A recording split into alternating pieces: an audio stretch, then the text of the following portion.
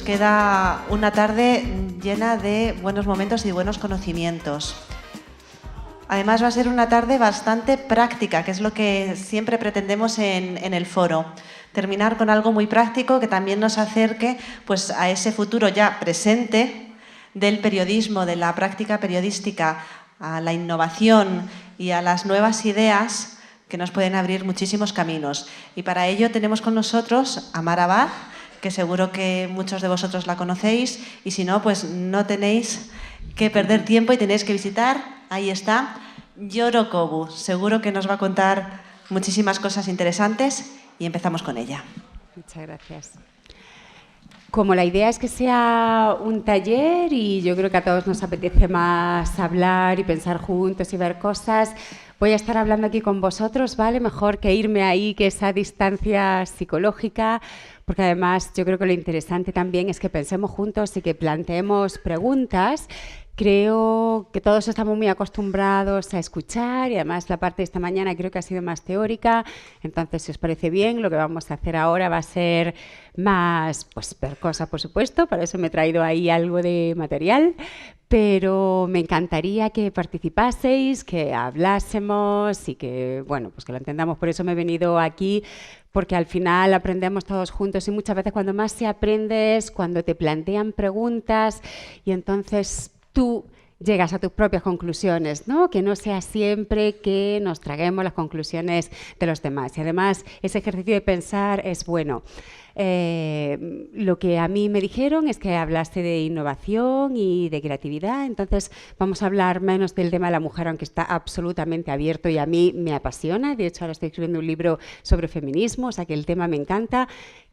O sea que si queréis lo comentamos, pero va a ser algo mucho más genérico y vamos a hablar de innovación y de creatividad, por supuesto enfocado al periodismo, porque es a lo que me dedico y lo que me apasiona, pero también un poco más allá, ¿no? Entonces ahora, o sea, no, a lo mejor no salen muchos nombres de periodistas o no salen muchos medios, sino que es algo más como, bueno, vamos a plantearlo así como un ejercicio abierto y que sea como el que sale a correr un rato y hace ejercicio y... Bueno, pues algo tranquilo, ¿no? Nada sesudo y más de conversar. Lo primero que os quería preguntar, aunque os acabo de decir que no vamos a hablar de feminismo y de mujeres, aunque obviamente somos y aquí estamos y no vamos a pedir permiso ni perdón, ¿verdad? Ninguna de las mujeres. Pero antes de hablar de innovación, me gustaría saber si conocéis a una mujer, a la primera mujer periodista profesional en España, la primera mujer que contrataron en un diario. ¿La conocéis? ¿Os suena? ¿Alguien habló de ella? ¿En historia del periodismo os han hablado de mujeres? ¿Os han hablado de la primera corresponsal de guerra que hubo en España? No. ¿Podéis pasar, por favor? Es que no nos funciona el mando, o sea que vamos a tener un mando de voz. Pues esta es la mujer periodista profesional española. Se llama Carmen de Burgos, su seudónimo es Colombine y era una mujer absolutamente extraordinaria. En 1904 la contrataron en el Diario Universal, que era el periódico donde trabajaba Augusto Figueroa. Es probable que hayáis oído hablar de él o que ya lo hayáis estudiado, pero fue la primera mujer que contrataron y la contrataron con el cargo de redactor, porque en ese momento no se decía redactora. También entre ellas hablaban de, oh, esta mujer es campeón, no se decía campeona.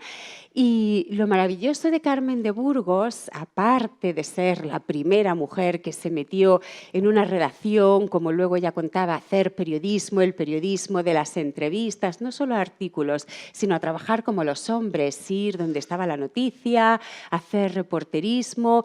Ella también fue la primera mujer que fue a una guerra en 1909, fue a la guerra de Melilla, la mandó el Heraldo de Madrid.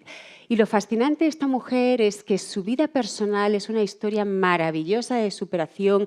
Era una mujer activista, una mujer que hizo muchísimo por las mujeres de hoy. Gracias a ella se movió muchísimo el tema del divorcio, el tema del sufragio femenino. Y era un periodismo, no sé si ya habéis estudiado historia del periodismo o a lo mejor en próximos cursos. Eso es algo que yo echo mucho de menos. Yo estudié periodismo en la Complutense y cuando estudié historia del periodismo, pues estudiaba máquinas, estudiaba diarios, algún hombre que otro, algunos guiris que otros, pero muy pocos españoles. Y es ahora cuando estoy aprendiendo para mí lo que de verdad es la historia del periodismo y cuando estoy descubriendo que está lleno de mujeres maravillosas. En el siglo XIX había muchas mujeres periodistas que fundaban sus propias revistas y sus propios periódicos y además tenían un empuje y eran ilustres y consideradas como ilustres. Entonces, os quería comentar todo esto porque a mí me enseñaron una historia que no tiene nada que ver con la historia real, porque cuando ahora vas a la hemeroteca, y yo lo hago muchísimo, los fines de semana, como estoy escribiendo un libro sobre algunas de las primeras mujeres periodistas y feministas, estoy descubriendo lo que jamás me había contado nadie y es tremendo ver cómo los libros te cuentan una historia, unos libros que vienen de una época después del franquismo y cómo el franquismo borró a todas esas mujeres absolutamente maravillosas, poderosas, que pasaban absolutamente de la gazmoñería, de los hombres, del ángel del hogar. Entonces, creo que es muy interesante que sepamos que ya tenemos un antecedente de mujeres fantásticas que hicieron muchísimo por nosotras, que eran las primeras feministas, las del siglo XIX. Y en la cabeza estaba Carmen de Burgos, que además era periodista. Entonces, creo que si todos aquí somos periodistas, debemos conocerla a ella, igual que debemos conocer a Chávez Nogales, que no sé si la habéis conocido, porque a veces a mí también me parece muy triste. A mí me enseñaron el nuevo periodismo de Estados Unidos, y Don Wolf, y Talís, y dices, pero es que aquí había gente extraordinaria. Es que tú vas a leer sus artículos ahora, lo que escribieron en 1910, en 1920, y nos están dando lecciones. Es que yo estoy aprendiendo mucho de ellos. Aprendo de Quartz, que es un medio estadounidense que me apasiona, pero aprendo muchísimo de Carmen de Burgos, aprendo muchísimo de Rosario de Acuña. Y por eso lo quería contar, porque a mí no me lo contaron, lo estoy teniendo que buscar yo sola y está siendo fascinante, porque además del pasado podemos aprender muchísimo. A veces caemos en el error de pensar que la gente del pasado era gente en blanco y negro, muy aburrida, muy corta de cabeza. No, señor, había gente extraordinaria. Lo que pasa es que, bueno, pues estamos muy metidos en el presente y entonces no tenemos tiempo para conocerlos y no tenemos tiempo para ver que hubo mucha gente innovadora en su momento y que sigue siendo innovadora hoy, porque también innovar, avanzar en el periodismo es una actitud, no es algo solamente contemporáneo, solo del futuro. Habiendo hablado ya de Carmen de Burgos, que además, si tenéis la curiosidad, creo que es extraordinario que busquéis algo más de su vida, porque realmente se aprende muchísimo de ella, pero vamos a pasar a hablar un poco más de hoy, de la innovación. Si podéis, por favor, eso. Y otra de las cosas que os quería decir es, bueno, lo que yo he ido aprendiendo, como se dice siempre, a base de tortas y a base del día a día y lo que jamás me enseñaron en la carrera, pero ha sido mi gran lección del periodismo y mi lección vital. Y es que todo cambia y cambia continuamente, incluso todo. O sea, primero en nuestra vida, lo que usamos en nuestros móviles está muy de paso. No penséis que Instagram es para siempre, le quedan 2 telediarios y a Facebook ni te cuento. O sea, todo cambia y además va cambiando más rápido. Pero yo creo que es interesante saber que, o sea, trabajar no solo los conocimientos, que por supuesto, sino también las actitudes. Cuando yo estudié periodismo, a mí nadie me enseñó que iba a cambiar, ¿no? Era como tú aprendes ciertas cosas y toda tu vida vas a estar trabajando así. Madre mía, o sea, lo que se está cambiando, lo que se cambia cada vez más rápido. Y eso no tiene vuelta atrás, sino que lo que hoy estáis aprendiendo, los formatos que conocéis hoy, los medios que conocéis hoy, lo que entendemos hoy por la profesión de periodista está cambiando y va a cambiar. Y no sé qué idea tenéis, y eso me encantaría saberlo, de cuál es la figura del periodista, porque antes pues un periodista pensaba, estudio periodismo, salgo y me contratan en un medio y ahí tira millas el resto de mi vida. Ahora la coyuntura ha cambiado muchísimo y un periodista hace miles de cosas, entre otras cosas, emprender sus propios medios. ¿Cómo veis vosotros o cómo os sentís ya como periodistas que empezáis a ser? ¿Cómo veis el futuro inmediato? ¿Cómo veis la profesión? ¿Cómo os imagináis o en qué os gustaría trabajar? ¿O cómo le gustaría que fuera? Porque además esto lo que decía, lo interesante de hablar y de las preguntas es que nos pone un poco entre las cuerdas y dices, wow, a dónde voy, ¿no? A dónde quiero ir o estar un poco preparado porque a lo mejor tú piensas que tu profesión te va a hacer ir a un sitio, pero luego la vida te va llevando por muchos otros distintos. ¿Alguien que se anime a pensar cómo está cambiando o estáis viendo cómo cambia la figura del periodista, que está cambiando muchísimo y cómo tiene que saber de todo y sobre todo cómo tiene que entender la comunicación, los formatos, conocerlos y trabajar mucho con ellos? Dime. Soy Andreina. Hola. Yo creo que cada vez hay más tecnología y cada vez tenemos que aprender a diseñar nuestra propia... Bueno, hablo Sí. más alto. Sí. Que yo creo que cada vez la tecnología va a tener que, o sea, va a influir más en nuestro trabajo y vamos a tener que aprender más a utilizar como asignaturas que tenemos sobre diseño o que nos enseñan a poder producir no solo a redactar una noticia, sino también a diseñarla en cómo sería para el móvil o para la tablet. Claro, absolutamente. Y eso es lo bueno, ¿no? Tener la actitud abierta total de no sabes qué te vas a encontrar y además ni siquiera vas a poder opinar si te gustan estos formatos o no, son los que hay. Si tu público está ahí, tienes que ir hasta ahí. Hace poco, bueno, se hablaba mucho de los periodistas jurásicos de toda la vida que se enfadaban porque no le gustaban las nuevas tecnologías, porque no le gustaban las redes sociales. Te puedes cabrear todo lo que quieras, es que ha cambiado, entonces no hay opción. Por eso yo creo que muchas veces tenemos que tener mucho conocimiento, pero sobre todo tenemos que tener una actitud y es bueno que sepamos que estamos preparados a moldarnos a lo que venga, porque va a haber muchos cambios y cada vez más rápidos. ¿Pasáis, por favor, a la siguiente? Vale, pues todo cambia, son también, no sé si habéis parado a pensarlo, pero a mí, aunque parezca reflexiones de perogrullo, yo creo que es muy interesante a veces pararse a reflexionar y decir, es que cambia, por supuesto va a cambiar la tecnología, pero no solo la tecnología, está cambiando continuamente el lenguaje. Cada generación tiene un lenguaje propio. También es muy interesante, a mí me gusta ver muchísimo cómo va cambiando el lenguaje en la prensa a lo largo del tiempo, cómo es el tratamiento de unos a otros, cuando es mucho más altivo, cuando está mucho más en la calle. Cambian también el diseño, como habías mencionado, y el diseño es muy importante, como vamos a ver, los intereses de la audiencia, la velocidad de la comunicación. Ahora cada vez los formatos duran muchísimo menos y todo cambia más rápido. ¿Pasamos a la siguiente? Vale, lo que siempre cambia, lo que decías, es la tecnología.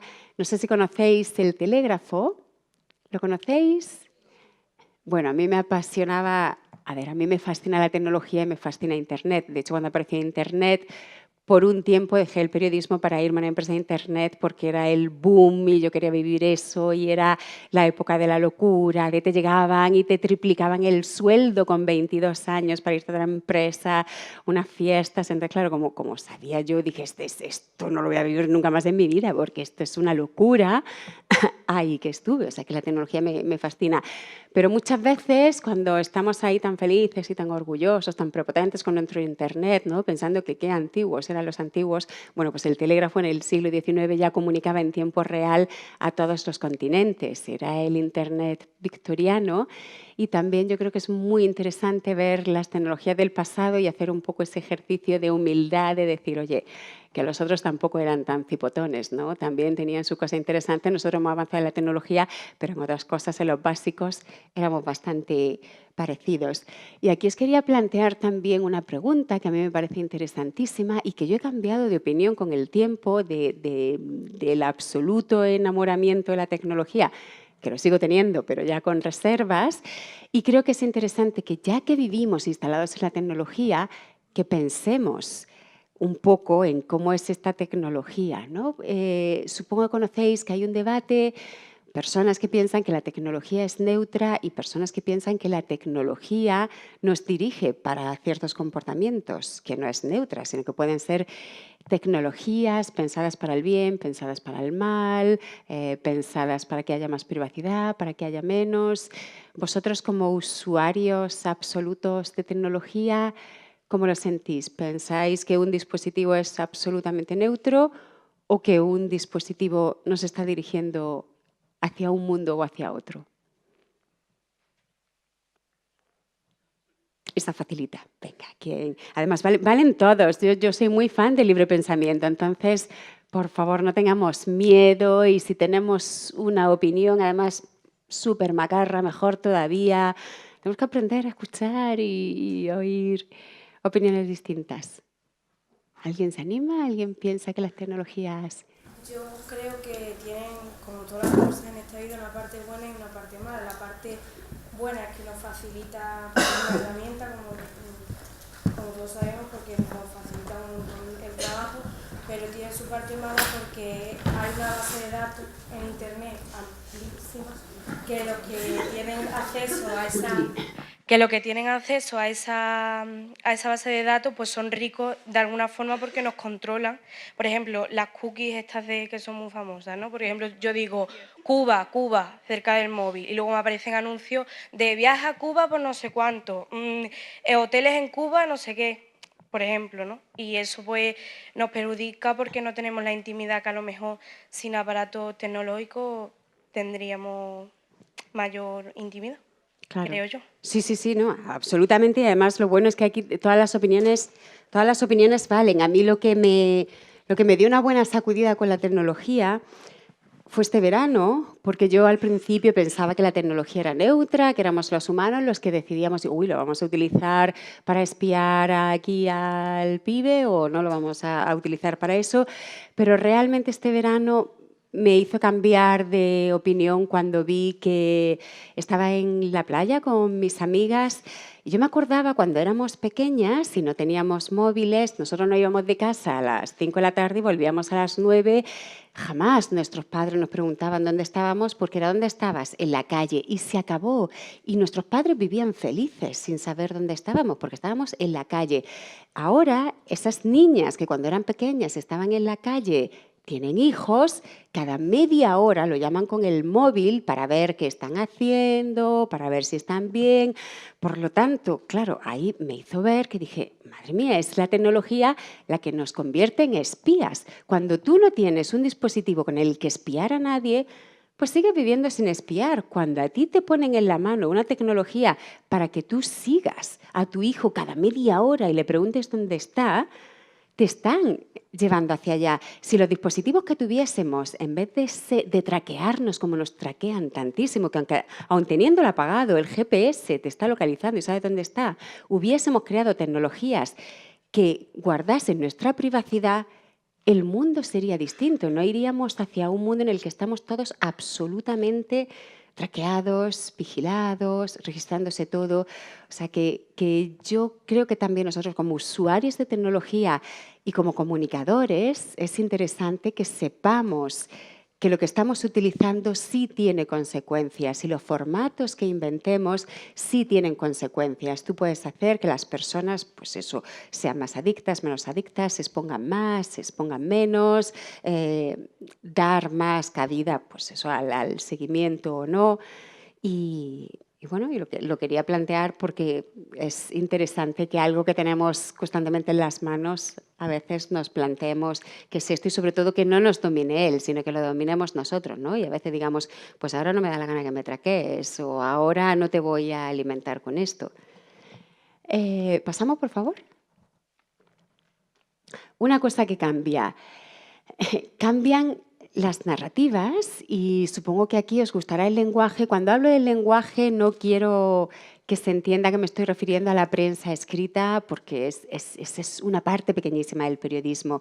Cuando estamos haciendo una noticia en Instagram Stories, eso también es información y para mí eso también es una narrativa, ¿no? Pero bueno, o sea, hablo de escribir porque siempre es la base. Es como cuando hacemos un vídeo, empiezas haciendo unos guiones o empiezas haciendo una biblia de una serie, entonces todo está escrito, por eso hablo de escribir, pero que se entienda que vivimos en un mundo audiovisual y que se expande ahí.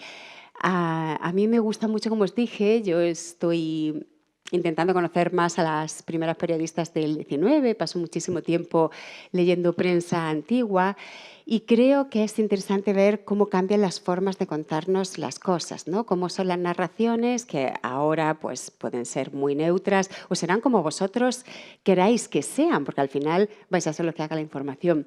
Pero fijaos cómo cambia. A mí me gusta muchísimo, por ejemplo, esta que era cortita, Fijaos cómo se trabajaba el suspense y cómo se contaban las cosas a principios del siglo XX. Aquí una noticia que para empezar ya se llama El honor de un marido, cuando te está diciendo cómo han cambiado todo el tema moral, cómo cambian los titulares. Y la noticia te dice, Eleuterio Viguera es un ciudadano de 30 años, natural de Briones, Logroño, que tenía el buen humor de andar algo distanciado de su esposa. Pero no paraba ahí su buen humor, sino que llegaba hasta consentir con la mayor complacencia que su cara mitad distrajera a sus socios con otro ciudadano, madrileño él, de 21 años, y José González, para servir a Dios y a la señora de Viguera. Si el pobre Eleuterio era más bueno, también se cansa uno de ser bueno. Y el pobre Eleuterio, fatigado ya de tanta bondad como había derrochado en este mundo, buscó hoy al que hacía el número 3 en su hogar doméstico y le asestó varias cuchilladas, dejándole la faca hundida en la cabeza. Eleuterio, el esposo ofendido, fue capturado a poco de cometer el crimen y justificó su conducta diciendo: reñidos mi mujer y yo, podía ella hacer lo que quisiera, pero ayer hicimos las paces y ya no me era posible consentir su infidelidad. Fijaos qué cambio tan brutal de moral, pero y de contar las cosas, porque parece más un relato que una noticia. Y eso estoy hablando del Heraldo de Madrid, que era uno de los periódicos más veraces, más interesantes de principios del 20. ¿Cambiáis, por favor? Otra cosa que cambia siempre, el lenguaje. Bueno, y el tema de las sensibilidades. Aquí, por ejemplo, estaba hablando del crimen de Fuencarral, que fue un crimen muy conocido, muy sonado en el siglo XIX. Era como un culebrón, iban dando todos los días más detalles. Y en una parte de la noticia de la época, esto fue en 1888, describe a una mujer que era la criada y decía, tiene 27 años, es soltera, natural de un pueblo de la provincia de Zaragoza, alta, delgada, quebrada de color, pelo negro, mirada errante y un lunar de pelo en la cara. Es una de esas fisonomías que a primera vista predisponen desfavorablemente. Una manera muy rococó de decirle fea, pero que ahora no se diría. Pero esto por lo que me parecía interesante es porque en los últimos años hay un debate brutal entre lo políticamente correcto y la gente que está harta de lo políticamente correcto y va al lado de las salvajadas. ¿Cómo lo veis vosotros? Sobre todo teniendo en cuenta que el lenguaje y la comunicación es vuestra herramienta principal en vuestro oficio de periodistas. ¿Qué idea tenéis, qué sensación de lo políticamente correcto, sobre todo porque a lo mejor lo tenéis más asimilado, ¿no? Personas más mayores como yo, lo políticamente correcto es una cosa absolutamente nueva que te puede gustar o no, pero lo podemos comparar. ¿Cómo lo sentís vosotros? ¿Cómo lo veis bien, lo veis mal? ¿Veis partes positivas, negativas? ¿Lo tenéis en cuenta en vuestro trabajo? ¿Os autocensura? ¿Lo tenéis muy presente? Que, bueno, con el paso del tiempo tiene que cambiar el lenguaje porque la historia cambia, siempre con respeto, pero cambia. O sea, no puedes hablar igual que hablaban hace 40 años, porque la gente es distinta y es otra mentalidad. Entonces no puedes hablar como a lo mejor habla tu abuela, ¿sabes? No. Ni tu padre siquiera. No, ni mi padre. Entonces las noticias se tienen que contar de otra forma, pero siempre con respeto y todo eso. Sí, sí. No, fantástico. Y fantástico ver cómo va cambiando y ser consciente y recoger el lenguaje de la calle, lo que está pasando para luego llevarlo al trabajo, ¿no? Yo creo que es muy equivocado aislarte, ¿no? Como muchas veces hay periodistas que se aíslan en su mundo de marfil y entonces no escuchan las nuevas palabras ni las nuevas sensibilidades. Entonces creo que es muy interesante porque además las narrativas, no solo el lenguaje, que por supuestísimo va cambiando y va cambiando muy rápido, sino las narrativas, ¿no? Como veíamos la otra, casi parecía más un relato que una noticia y era una noticia, pero es que las noticias se contaban así.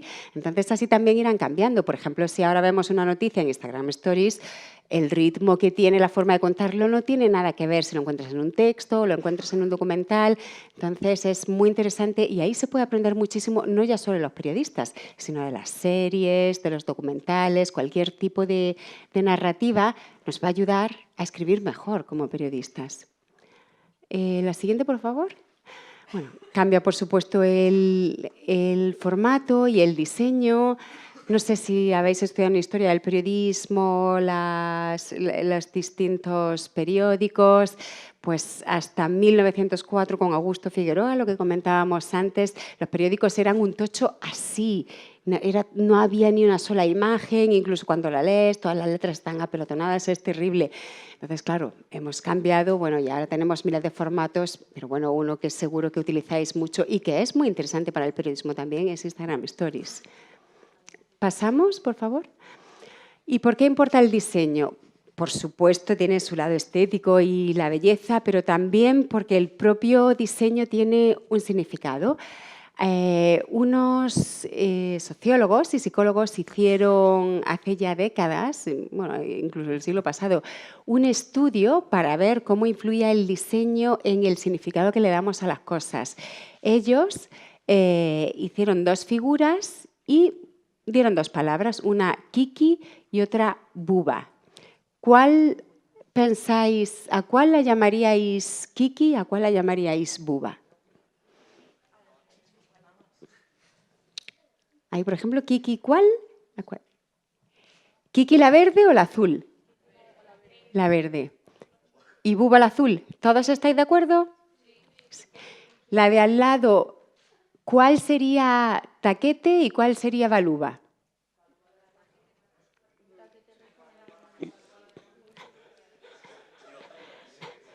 Taquete, se ve clarísimo. Se ve clarísimo, efectivamente. Pues sí, pero eso es lo alucinante. Esa es nuestra cultura colectiva. Lo que tú ves clarísimo, todos lo vemos clarísimo. Claro, pero en realidad es algo que hemos aprendido, porque no tenía por qué ser así. Sí que todos tenemos, y además no lo sabríamos justificar, ¿verdad? Porque ahora dirías, bueno, pero ¿por qué tiene que ser la picuda kiki? Y a lo mejor no sabe justificarlo, pero se siente, se ve claro, ¿no? Claro. Pues por eso también el diseño es importante, porque hay elementos subjetivos que nos están comunicando cosas y según cómo hagamos el diseño de nuestra comunicación, antes de leer ya nada, ya estamos comunicando algo. ¿Pasamos, por favor?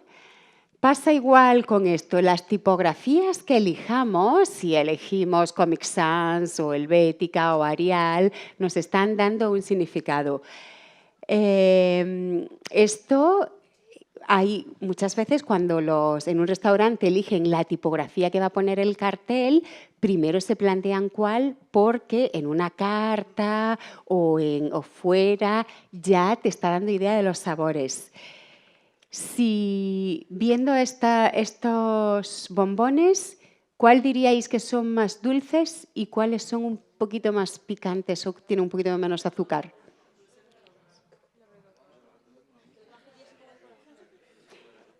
¿Cuál? Claro, pues todos hemos dicho lo mismo y pensamos lo mismo. Los redondos son dulces y los picudos no son tan dulces. Es exactamente el mismo chocolate, pero esas formas nos hacen pensar una cosa u otra.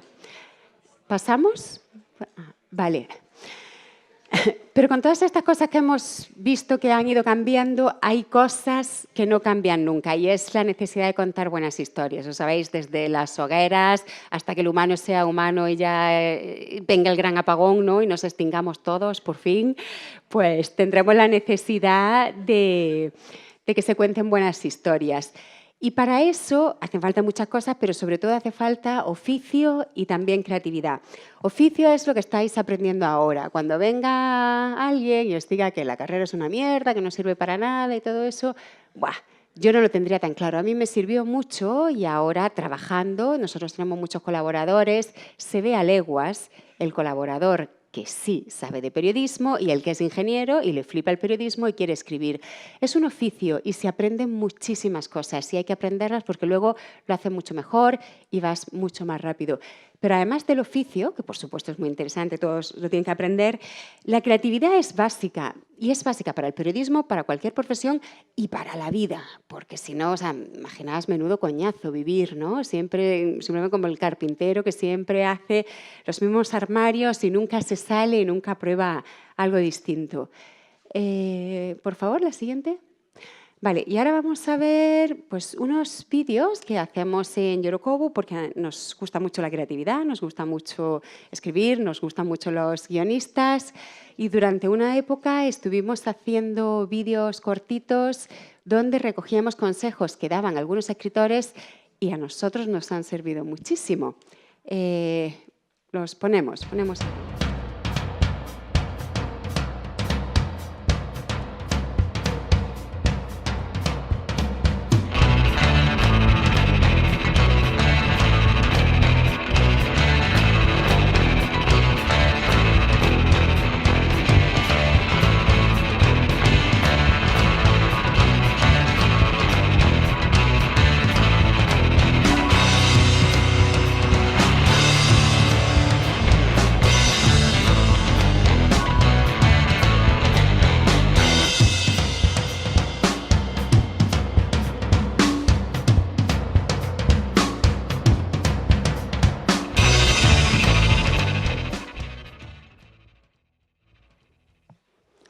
Esto es una cosa bastante interesante porque muchas veces pensamos que inventar es inventar de la nada, ¿no? Es como, wow, se me ha ocurrido una idea. No, si no estudias, si no ves lo que hacen otros, si no vas copiando, aunque sea inconscientemente, nunca vas a crear nada. Y todos, como decía Newton, ¿no? Creamos sobre hombros de gigantes. Si no vamos aprendiendo lo que hicieron antes, no se hace nada. Entonces, no tengáis miedo a buscar inspiración en algún autor o en alguna serie o lo que sea, porque todos siempre vamos avanzando a base de remix, a base de mixtapes, ¿no? Es como vamos, bueno, pues tú has aprendido aquí, has visto este personaje que te gustó de esta serie, leíste esto y te gustó cómo lo contaba y te gustaba este final y así es como vamos creando y como van creando los grandes genios. Entonces, bueno, si alguna vez vemos que alguien hace algo parecido, tampoco es de has plagiado o te has copiado, porque todos vivimos de combinar elementos y así es como vamos creando cosas nuevas y hay que quitarse ese prejuicio, ¿no? O esa idea tan falsa que algunas veces no han querido enseñar de, bueno, es que la creatividad surge de la nada o una novela surge de la nada. No es cierto. Cuando empiezas a investigar el método creativo de casi todos los genios siempre son o cosas vividas o cosas que han oído. Lo que pasa es que, bueno, luego es la grandeza de saberlo hacer y hacerlo muy bien. Pero las ideas no vienen así como ¡pium! La bombilla aparece. No, así que sin miedo, cuando tengáis que hacer algo y ponerse así, a ver si me llega la idea, no va a llegar. Es mucho más fácil, bueno, pues ir pensando, ir recordando, ir buscando inspiración, ir buscando referencias y de ahí partir y crear algo nuevo. ¿Vemos el siguiente?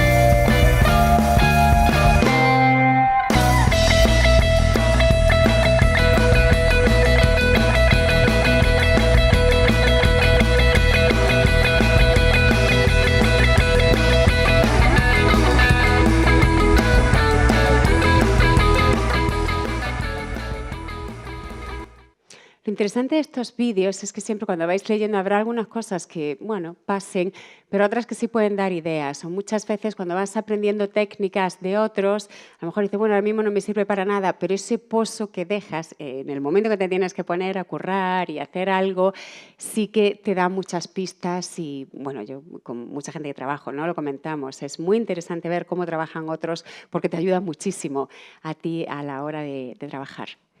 ¿Vemos otro más?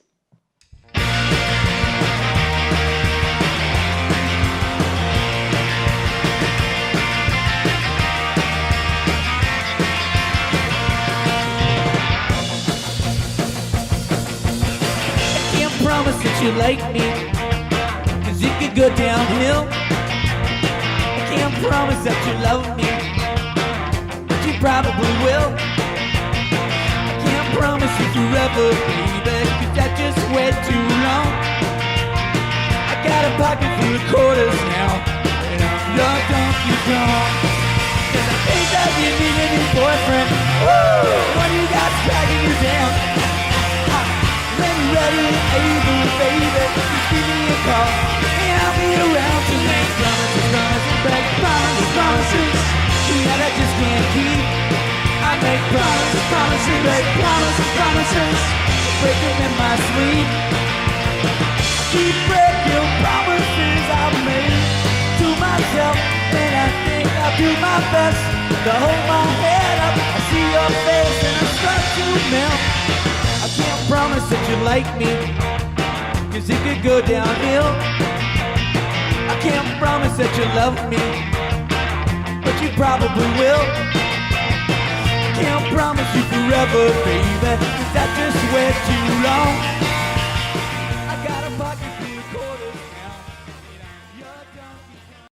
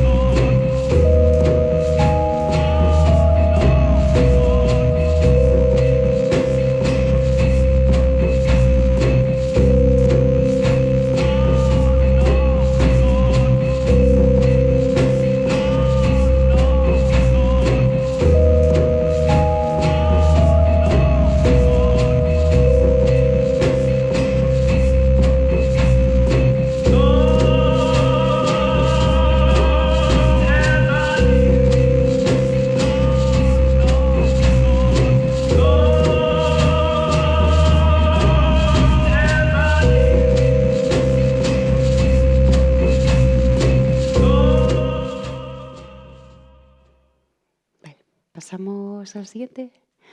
Vale, hemos visto la creatividad y también hay una parte de oficio. ¿Pasamos? Supongo que estudiaréis, no sé si tenéis redacción periodística, pero para nosotros siempre ha sido clave estudiar y seguir estudiando el lenguaje, y el lenguaje significa cuándo es mejor frases cortas, cuándo es mejor frases largas, si es mejor usar adverbios o no. Por supuesto, no hay una teoría única, hay muchas teorías, pero es muy interesante leer lo que decían los escritores, porque así es como mejor se aprende a escribir. Leer a la gente que te gusta y leer lo que esa gente cuenta. O hay grandes cronistas de América Latina que tienen sus libros, que hablan de cómo hacían sus crónicas, y ahí siempre se aprende muchísimo. O sea, que escribir no se aprende por ciencia infusa, requiere muchísimo trabajo, ¿no? Es como un atleta, nunca vas a llegar a ser un gran corredor si no entrenas y entrenas, pues escribir es igual. Y no es solo voy a escribir, porque si escribes pero vas ahí a lo loco simplemente guiándote por tus instintos, pero no ves lo que te dice gente con mucha experiencia, te vas a perder muchísimas cosas y de pronto lees algo y dices, anda, pues sí, es verdad, pues si cambio esto funciona mucho mejor. Entonces, bueno, nosotros ahí lo que os muestro es un artículo que escribimos en el que hablábamos de... Hay escuelas en Estados Unidos con grandes escritores que te dan clase de escritura. Bueno, y tienen consejos que la verdad son muy interesantes, los que no te valen fuera, pero siempre te quedas con algo que está muy bien. ¿Pasamos? Vale. Bueno, lo que os he dicho se aprende durante toda la vida y hay una cosa que a mí jamás me enseñaron en la carrera, que aprendí de hecho bastante tarde, pero que me ha ayudado muchísimo para escribir mejores artículos. Vosotros cuando empezáis a escribir, y a escribir, hablo de eso, puede ser un texto o puede ser un guión, o puede ser lo que queráis contar en un Instagram Stories. Pero empezáis así a lo loco a ver lo que sale, o lo pensáis, hacéis esquemas, tenéis un método de trabajo, os habéis planteado tener un método o pensar las cosas o directamente, bueno, pues me han encargado que haga un reportaje, allá voy, ahí lo que salga, lo estructuráis? ¿Cómo lo soléis trabajar o cómo os dicen que lo trabajéis? ¿Quién quiere el micrófono? A ver, alguien. Además, también está muy facilita. ¿Quién quiere contar? Genial. Gracias. A ver, no sé, lo normal es hacer un esquema con las ideas principales y a partir de ahí redactar. Y ya cuando lo tienes redactarlo, repasarlo y mejorarlo, supongo. No sé. Eso es fantástico, pero muy poca gente trabaja así con esquema y pensando. Lo normal es ahí como a lo loco, venga, teclado y te desparramas sobre el teclado con lo primero que se te va viniendo en la cabeza. Ojo, así muchas veces la información está muy desestructurada, entonces es muy interesante que antes de escribir pienses y antes de pensar en un vídeo o lo que sea, se piense en la estructura. ¿Querías comentar algo más? ¿No?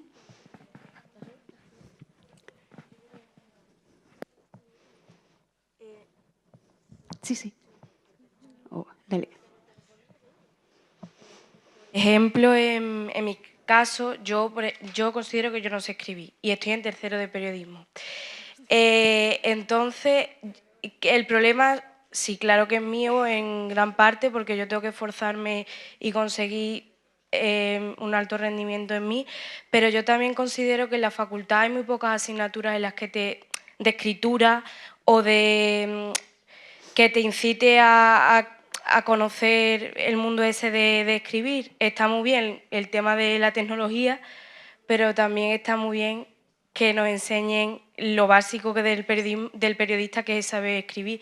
Y yo creo que ahí fallamos tanto los alumnos como el sistema educativo. Esa es mi opinión, creo. Claro.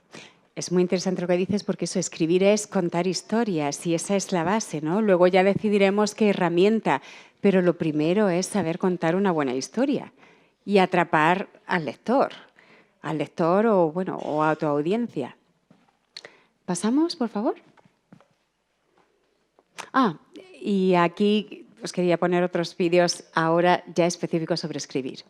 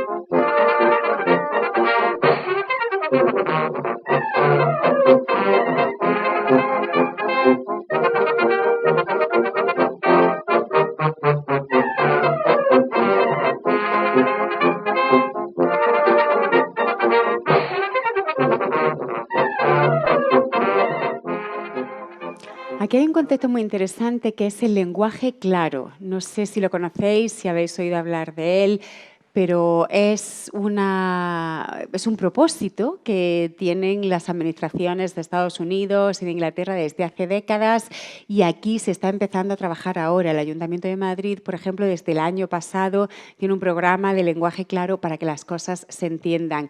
Yo creo que algo tan básico como eso, como saber que lo primero que tenemos que hacer cuando escribimos no es que sea bellísimo, ¿no? Ni recrearse muchas veces, que ves artículos que dices, por Dios, tú te habrás quedado en la gloria, pero esto es infumable. Pues nuestro objetivo número uno tiene que ser que se entienda lo que decimos. Luego, por supuesto, que sea bellísimo y que atraiga a la gente, pero para empezar, que sea claro. Y ahí hay unos consejos que daba Orwell, pero que ahora se dan muchísimo y son claves en redacción periodística, como no abusar de las muletillas que nos destrozan los tímpanos, de no usar esas fórmulas horrorosas de voy a proceder a coger el micrófono. Cógelo, coño, no tengas que proceder a ¿no? Todas estas cosas. Entonces, son como pequeñas cosas de oficio que sí es muy interesante aprender, porque luego veréis que lima muchísimo los textos, que se entiende mejor, que es mucho más fluido, y luego ya le pones la belleza que quieras. ¿Vemos el siguiente?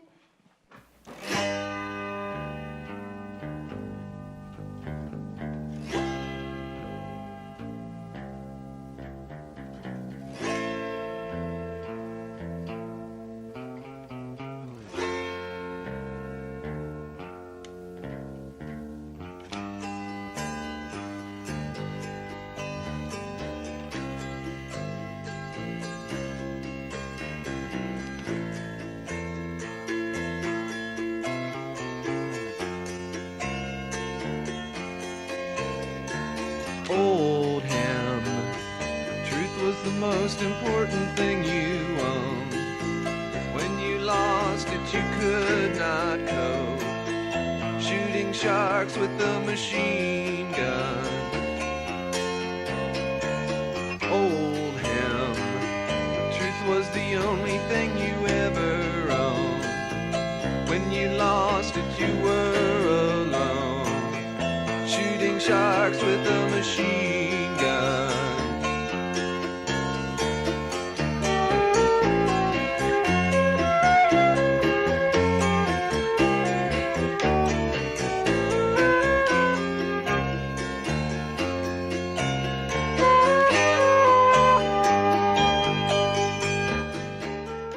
Ese detector de mierda incorporado es para saber los textos y las historias que eran una mierda. Entonces, bueno, eso también es muy interesante, ¿no? Ser capaz de distinguir qué no vale y ser críticos uno con su texto, ¿no? No enamorarnos de nuestros textos, que bueno, yo creo que hay de todo. Algunos se enamoran de sus textos, otros los odiamos y no nos gusta volver a leerlos. Entonces, bueno, nos quitamos todas esas movidas mentales que tenemos y los intentamos mirar como un forense, ¿no? Y decir, bueno, se entiende, está bien, cumple los requisitos y dejarnos de nuestras movidas, ¿no? De si me gusta más, me gusta menos.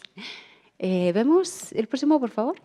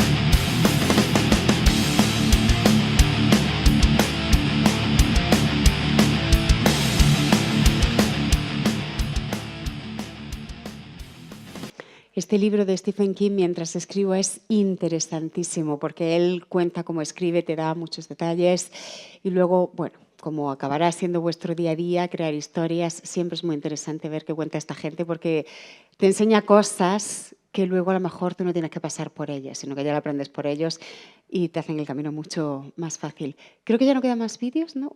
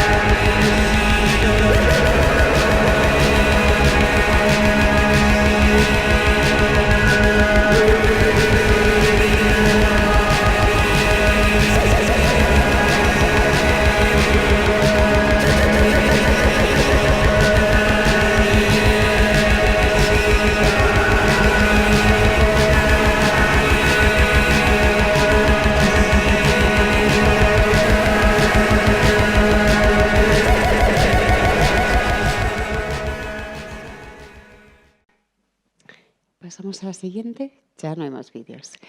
Vale. Y hace poco estaba escuchando una masterclass de un periodista del New Yorker que es fantástico y dijo una cosa que me pareció brutalmente cierta. El gran enemigo del periodista hoy es Internet. Puede sonar muy bestia, pero en cierto modo es una exageración, pero es una llamada de atención que tiene toda la verdad. ¿Cuál es el problema de Internet? Y digo Internet por no focalizar en Google. Pues que si tú partes de cero siempre vas a encontrar cosas nuevas que contar. El problema es que ahora se tira muchísimo de Internet y tienes que escribir de algo y lo primero que haces es ver que se ha escrito y coges muchas cosas de aquí y de allá.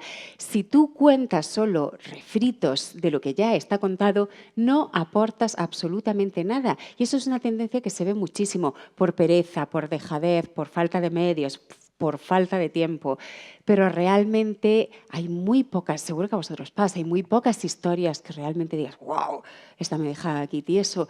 ¿Por qué? Porque es nueva, porque te da un nuevo enfoque, porque no se ha nutrido de Internet, sino porque vas a la calle, porque vas a los sitios, porque investigas, porque piensas algo nuevo. Entonces, en la medida de lo posible, intentad evitar de tirar de Internet y de las cosas que ya se han dicho y de las cosas que ya están hechas, porque si están hechas, ¿para qué la quieres hacer 2 veces? ¿Para llegar al segundo? ¿Para llegar más tarde? Pues mejor te va de copas. Y pues igual, y el copy-paste es exactamente lo mismo, ¿no? Al principio parece que te resuelve las cosas rápido, pero es lo más cutre que se puede hacer en esta vida. La siguiente, por favor. Bueno, ¿y cómo innovar para no hacer lo de siempre?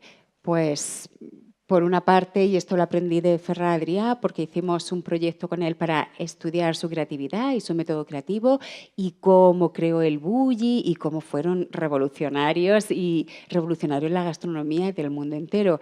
Y la conclusión que sacamos después de trabajar muchísimos meses con ellos, incluso en un equipo donde había hasta matemáticos, que a lo mejor de todo, ¿no? Que dices, no solo estamos aquí como siempre los plumillas, los publicitarios, los chefs, sino que hay también un matemático aquí poniendo números a la reflexión. Y la conclusión a la que llegamos junto con Ferran Adrià era que primero hay que estudiar todo. O sea, no puedes innovar y revolucionar el mundo si partes de la nada, porque se aprende muchísimo. Y del pasado se aprende una barbaridad y además a innovar muchísimo. Pero después tienes que desaprender un poco y cuestionarlo todo, ¿no? No todo lo que te han contado te sirve y no todo lo que te ha contado sirve para este momento, ni sirve para ti, ni sirve para lo que quieres hacer. Entonces, una vez que ya tienes conocimiento para ser crítico, cuando ya tienes criterio, haz lo que te dé la gana. Y como decía antes, sin pedir permiso y sin pedir perdón, tienes que hacer en lo que creas. Pero para eso, primero tienes que documentarte bien.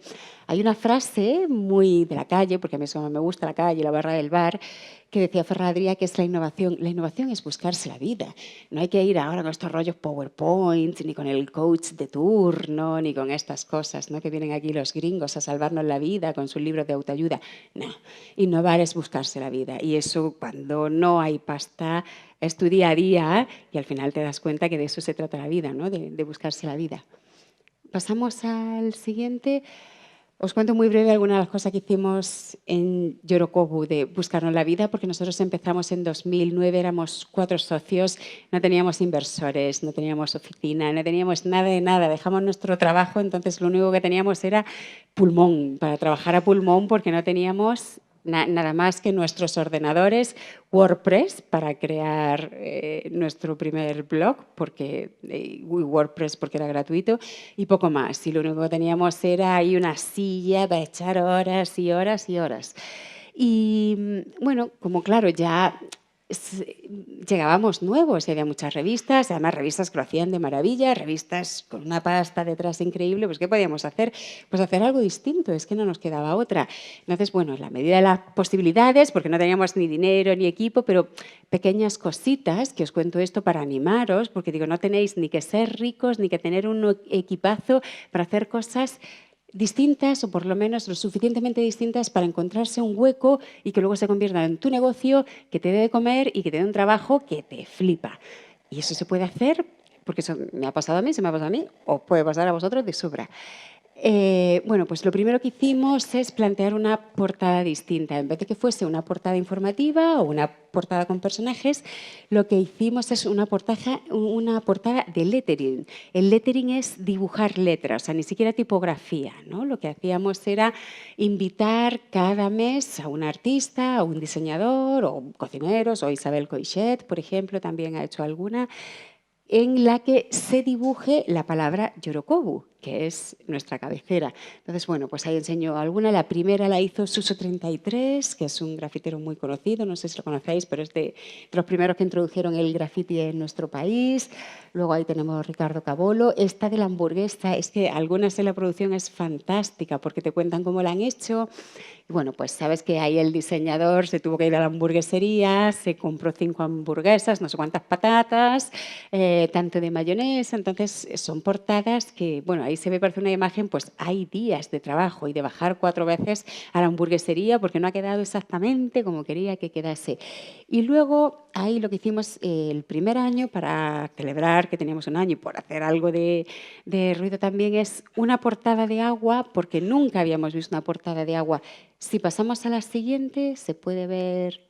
¿Es un vídeo?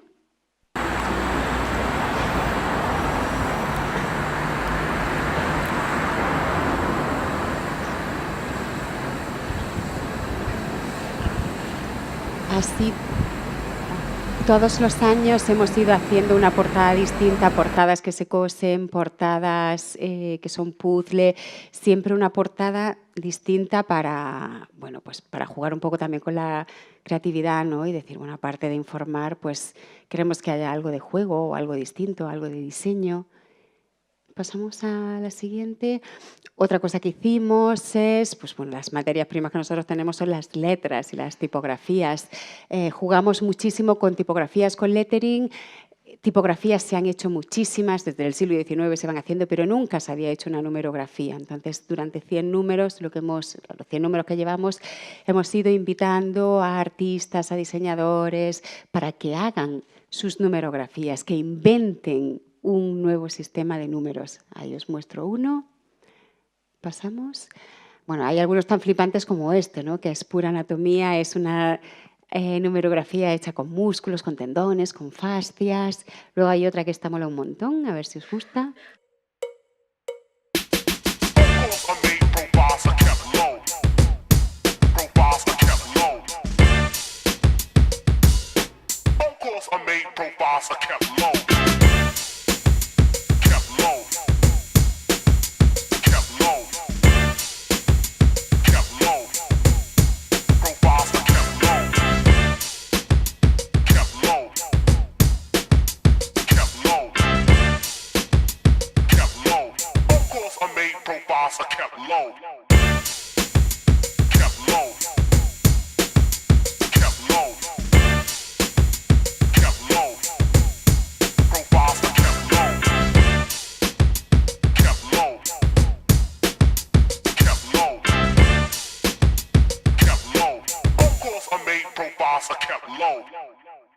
Bueno, cosas fáciles cuando tienes poco dinero, pues dices, bueno, ¿cómo algo distinto? Pues venga, una entrevista, pero que sea dibujada. Entonces, si veis ahí, se está contando lo mismo, pero todo en dibujos. Incluso hay un momento que se ve, bueno, salgo por ahí como entrevistando también.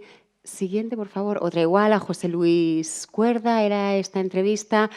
Pues igual, estuvimos 4 horas con él en el Círculo de Bellas Artes hablando y al final toda la entrevista la hicimos dibujada. Sí.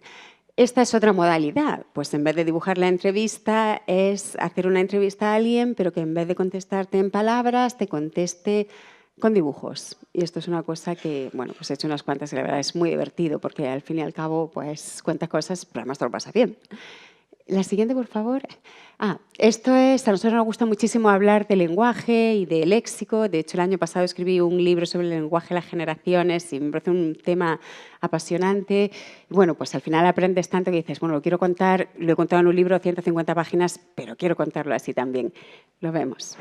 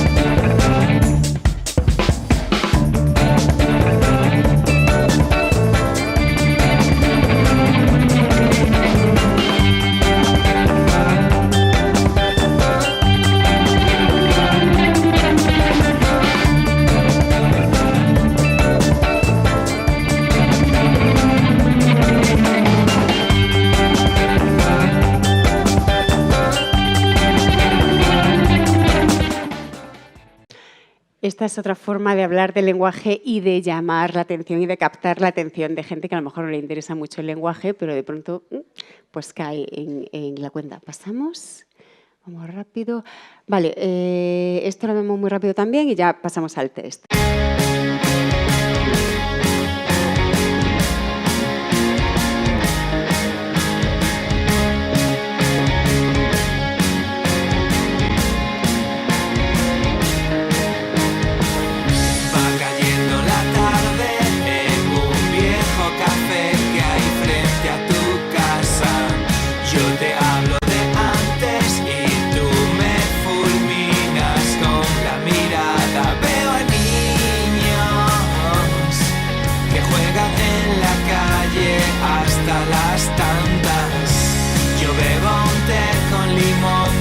Como siempre no pides nada y usas frases como polos opuestos o conectar.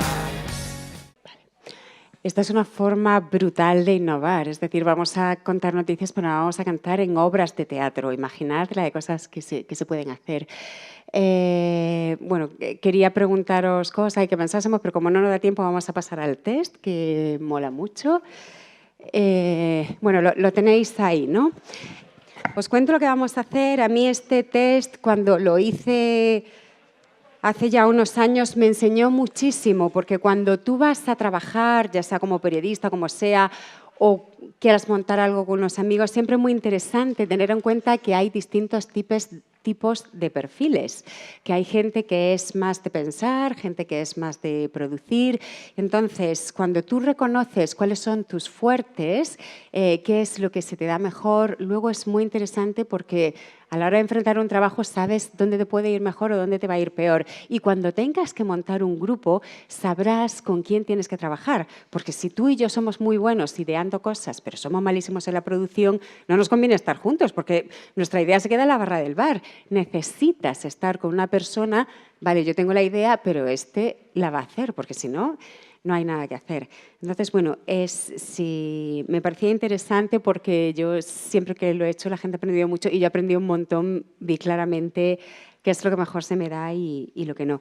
Lo que vamos a hacer es, en estas páginas que tenéis al principio, la primera, donde aparece las palabras, las columnas, ¿tenéis todo localizado esta?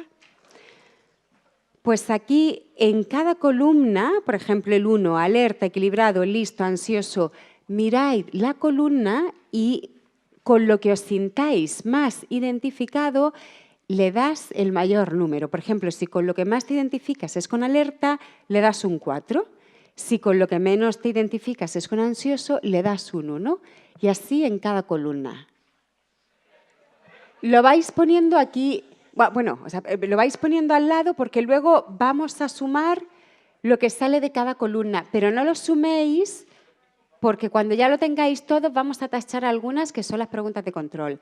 Entonces, aquí, pues lo que tenéis que hacer de cada línea, con lo que más os identifiquéis, 4. Con lo siguiente que os identifiquéis, 3, 2 y con lo que menos, 1. Y tampoco hay que pensarlo muchísimo, es más, vais leyendo, lo leéis y un poco lo que os surja. Hacemos esta suma de cada columna y entre todas nos tiene que dar 120. Pero eso lo vemos después. Primero sumamos las columnas y al sumar las 4 nos tiene que dar 120. Eso significa que está correcto. ¡Oh! 120, eso es que algún 3 se ha colado por ahí. Si no das redondo 120, no pasa nada. Esto es para... Bueno. Oh. 120, perfecto. 120, genial. Muy bien. Vale. Pero bueno, si es 119 tampoco pasa nada, ¿eh? Para redondear es... Tendrá una validez solo del 90%, pero bueno. ¿Lo tenemos sumado? ¿Sí? ¿Sumado?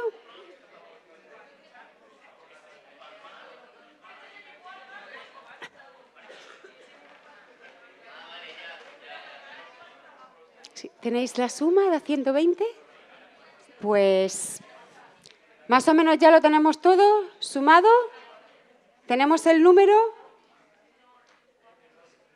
Venga, pues vamos a ir avanzando, que no se nos haga tarde. Pues vamos a la hoja de atrás, la que tiene estas coordenadas. Me pongo aquí para que lo veáis todos. Estas coordenadas, la de atrás. Si os fijáis, esta columna 1, 2, 3, 4, ¿no? Pues el resultado que nos haya dado en cada columna lo ponemos en esa barra. Por ejemplo, si en la columna 1 nos ha dado 31, pues aquí hacemos una marca, 31, que es la de experimentación. En la columna 2 nos ha dado 40, pues señalamos 40. Y así vamos señalando en cada barra. Genial. Luego lo vamos a unir, pero primero lo señalamos. Pero luego va a ser redondo, no va a ser en línea. Ingeniero.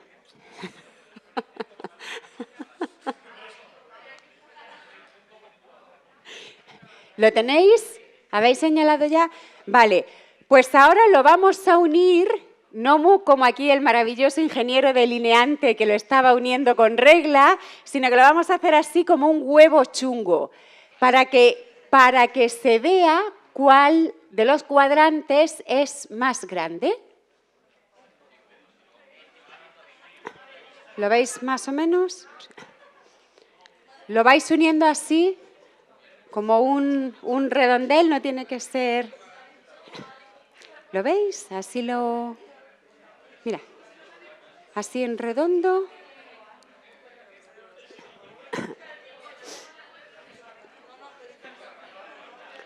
Lo vais uniendo así, lo ponéis en redondo. Genial. ¿En redondo? ¿Lo veis? Ah, muy bien, en redondo. Huevo chungo, sí. Muy bien. Y ahora lo voy a contar. A ver si sois listos o tontos.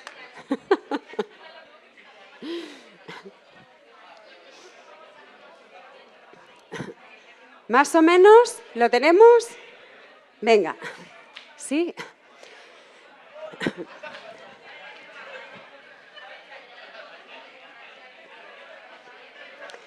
Pues venga, os voy contando.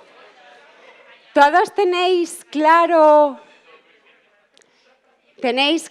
cuál es la parte dominante, cuál es la que cubre más?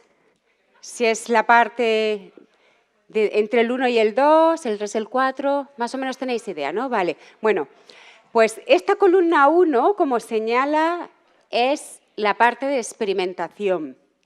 La columna 2 es ideación. Los que tengáis esta parte entre el 1 y el 2 más grande significa que sois mucho más de generar ideas en el proceso creativo al principio. O sea, y ahora si lo pensáis, seguro que después de esto empezaréis a acordaros de amigos y decir, ah, este es el típico que siempre está en la barra del bar soltando ideas, pero luego no hace nada.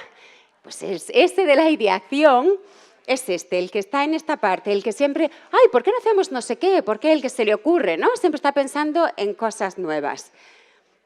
Pasamos a esta parte de aquí, que es la persona que, bueno, no se le ha ocurrido esa idea, pero sí es capaz de formular un pensamiento interesante y de hacer un concepto para llevarlo a cabo y para que no sea así, wow, una idea loca que es absolutamente irrealizable, ¿no? Ese es un perfil que se llama el conceptualizador. Por ejemplo, este curso lo hicieron, esto está diseñado en Estados Unidos y, por ejemplo, se veía que en España hay mucha creatividad, hay muchas personas en el 1 que se le ocurren muchísimas cosas, pero luego ya transformar esa idea en algo que se pueda ejecutar nos cuesta más. En cambio, en Estados Unidos son muy buenos en la parte 2 y 3 en conceptualizar e implementar, y por eso tienen tantísimas empresas, hacen tantísimas cosas, ¿no? Porque es como la idea no se queda en el aire, sino que la vamos a convertir. Luego está el 3, que es esta persona que es la que es capaz de implementarle, decir, esta idea cuando ya está en concepto, cuando ya está clarísima, yo sé cómo la vamos a sacar adelante. Y luego está el 4, que es el productor, que muchas veces es una figura que no se le tiene mucha admiración, ¿no? Parece que los que están en las ideas son mucho más listos y, sin embargo, si no fuese por ellos, que son los inteligentes y creativos de verdad, para hacer que las cosas funcionen, no saldrían. Son los que siempre al final están poniendo el cable, haciendo que esto salga, consiguiendo el dinero, montando las jornadas. Ese es el perfil del productor. Entonces, visto esto, si queréis, para daros más detalle, mira, ¿a quién le ha salido que su habilidad predominante es el 1, el generador? A vosotros, de ideas. ¿Alguien lo quiere leer? Si no, lo leo rápido, pero para no leer yo todo. ¿Lo quieres leer? El 1. Este es el perfil de las personas que suelen tener las ideas, las primeras. El primero que dice, ¿por qué no hacemos no sé qué? Y que tiene muchas ideas. Ay, pues se me ha ocurrido hacer no sé cuánto. Esos sois los 1. Hace que las cosas se inicien por medio de su propia participación, reuniendo información, preguntando. Imagina posibilidades y percibe todo tipo de problemas y nuevas oportunidades. Ve situaciones desde perspectivas diferentes. Prefiere generar opciones y divergencia más que la evaluación o convergencia. Se interesa en los problemas de la gente. Ve relevancia en casi todo hecho, idea o tema. Le desagrada delegar el problema completo, pero están dispuestos a dejar que otros se hagan cargo de los detalles. Disfrutan la ambigüedad. Cada solución que encuentra sugerirá varios problemas nuevos para resolver. Este cuadrante muestra mayor interés en encontrar problemas y en encontrar hechos. Muy bien, muchas gracias. El 2, ¿quién? Ay, qué gracias, sí. 2 y 3 hay pocos, que son los más necesarios. ¿Quién quiere leer el 2? ¿El del conceptualizador? Yo, por ejemplo. ¿Tú? Genial. El conceptualizador es muy interesante porque sabe recoger la idea y sabe formarla en algo que tenga sentido, no en esa chorrada que se dice y se queda volando. Forma rápidamente relaciones, definen problemas y conceptualizan ideas nuevas, oportunidades y beneficios. Destilan una explicación integrada a observaciones aparentemente sin conexión. Quiere que la teoría sea lógica, adecuada y precisa. No procede a actuar hasta no tener una sólida comprensión de la situación. Preferiría no tener que dar prioridades entre alternativas buenas o no totalmente comprendidas. Tienen una alta sensibilidad y aprecio por las ideas y menos por el moverse hacia la acción. Este cuadrante muestra mayor interés en la definición del problema y en encontrar ideas. Muy bien. Esto es muy interesante, ver en lo que os identificáis. Mira, espera. Aquí. Está, gracias. Porque muchas veces te ayuda a saber si eres más de pensar o eres más de ejecutar, si eres más de soltar ideas y luego largarte, o de ser el que de verdad monta la historia. ¿Un 3? ¿Un optimizador? ¿3? ¿Alguien por ahí quiere leer el 3? Es que yo estoy mala. Venga, un 3. Bien. Un 3. Aquí. Ese es el 3. Subimos. Ay, dale. Convierte ideas abstractas en soluciones y planes prácticos. Actúa mejor en situaciones donde hay una sola respuesta correcta o una solución óptima a un problema. Puede enfocar sobre problemas específicos. Son capaces de manejar grandes cantidades de datos y señalar qué está malo en una situación dada. Tienden a ser relativamente poco emotivos y meticulosos. Tienden a tener gran confianza en su habilidad para hacer evaluaciones acertadas y seleccionar la mejor opción. Carece de paciencia ante la ambigüedad. Le molesta demasiado el soñar despierto sobre puntos de vista o ideas accionales, o sobre cómo problemas diferentes se relacionan entre sí. Este cuadrante muestra mayor interés en la evaluación de ideas y la selección y planificación para la acción. Estupendo, muchas gracias. Y un 4, ¿quién? A ver, los productores, los que hacen que las cosas pasen.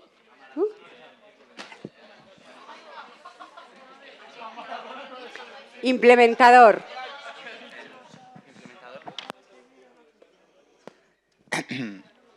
Su principal interés está en hacer que las cosas... Perdón. Su principal interés está en hacer que las cosas se hagan viéndose envuelto en nuevas experiencias. Adaptarse a circunstancias inmediatas específicas y hacer de que de algún modo las cosas funcionen. Cuando la teoría no cuadra con los hechos, lo más probable es que descarten la teoría. No necesitan la comprensión completa de la situación para seguir adelante. Tienden a probar las cosas haciéndolas más que probándolas mentalmente. No le gusta a la gente apática ni con falta de motivación. Se sienten cómodos con la gente, pero a veces son vistos como impacientes o aún empujadores mientras tratan de convertir sus planes e ideas en realidades. Probarán cuantos enfoques diferentes sean necesarios hasta que encuentren uno que les sea lo suficientemente aceptable para las personas afectadas. Este cuadrante muestra mayor interés en ganar aceptación e implementación. Genial, muchas gracias. Bueno, espero que os haya enseñado... ¿Serán en 2 factores los mismos números?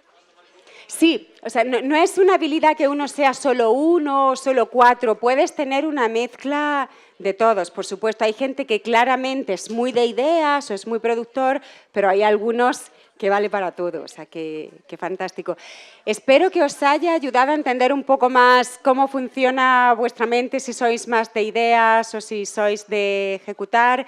Y ya, bueno, solo quería despedirme con un vídeo de la hora que nos la hemos comido.